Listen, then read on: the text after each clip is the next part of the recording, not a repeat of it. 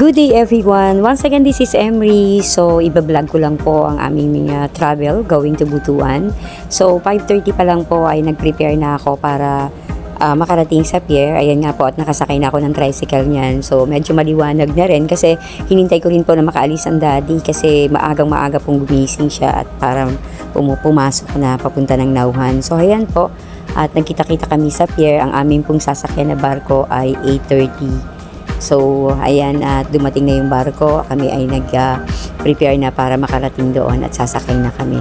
So, maganda naman po yung panahon dyan at excited kami na makarating na rin sa Manila. So, pagbaba po namin ng Batangas, ay agad naman kami nakasakay ng bus papunta ng Buendia.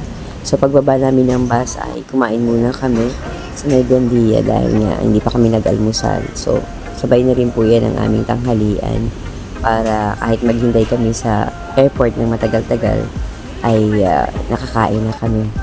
So, after ng aming breakfast, lunch, kami po ay tumungo na ng airport. So, madali rin po kami nakasakay ng papunta ng airport kasi may Grab naman at okay naman po yung biyahe. Maganda yung panahon sa Manila at madali kaming nakasakay. So, nararamdaman ko pala busog na busog pa ako kaya actually ayokong kumain talaga kapag bumabiyahe. So madali kami nakarating ng airport. So ayan po at kami ay habang nakakuha po ng ticket dyan si Sir Jess ay nabibidyo po muna ako. So after po nun ay umikot-ikot muna kami, settle na kami dyan. 5:30 po yung aming alis. So medyo mahaba pa yung paghintay kaya ako ay nagbibidyo muna. So, after ilang hours din, ay sasakay na po kami ng airplane. At so, habang hindi pa po nagte-take up yung airplane, ay ako ay nagbibidyo muna for documentation. Yan. So, actually, ayoko talaga ng matagal na biyahe. Pero kailangan talaga. So, buti nilang maganda yung panahon.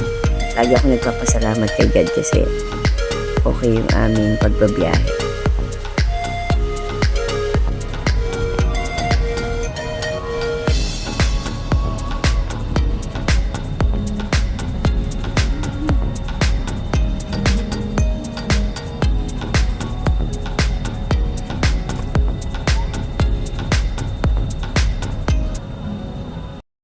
Yan, nandito na po kami sa Butuan Port. Dumating kami ng 7:25.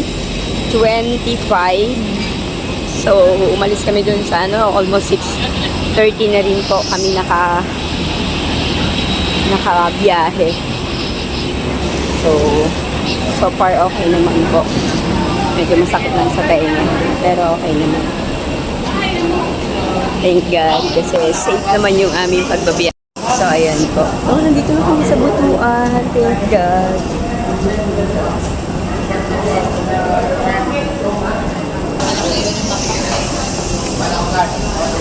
Ayan. Pray lang kami ni Ma'am Manel.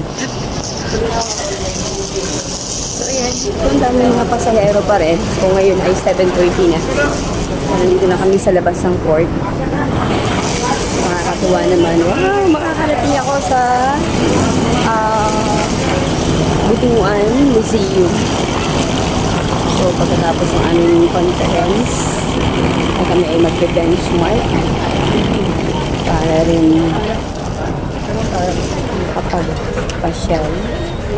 Sasakay kami ng taxi. Madulas.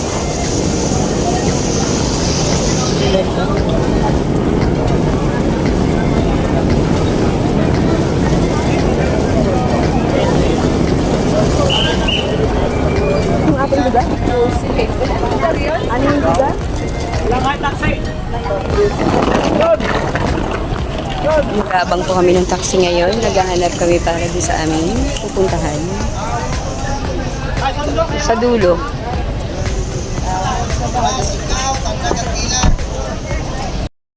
So ayan po, naghahanap kami ng taxi. Ang hirap lang po talaga, puro Bisaya yung language nila. Pero nakakaunawa po ako kasi ang daddy po at saka ang kanyang mga relatives sa Bisaya ang dialect. Kaya po nakakaunawa naman po ako. So ngayon, sumakay na po kami ng taxi papunta ng aming transient na rerentahan sa looban ng 4 na araw.